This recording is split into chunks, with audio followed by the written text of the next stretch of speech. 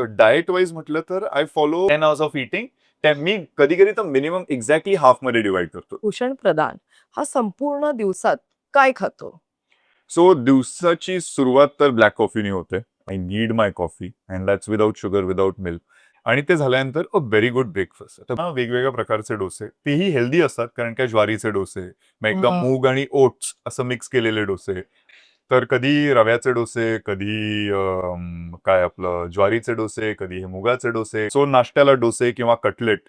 Diet wise म्हटलं तर I follow मध्येच जेव्हा खूप जास्त फिटनेसच्या आणि हे काय वेट लॉस करायचं असेल, wise I am always in a calorie deficit. 10 hours of eating.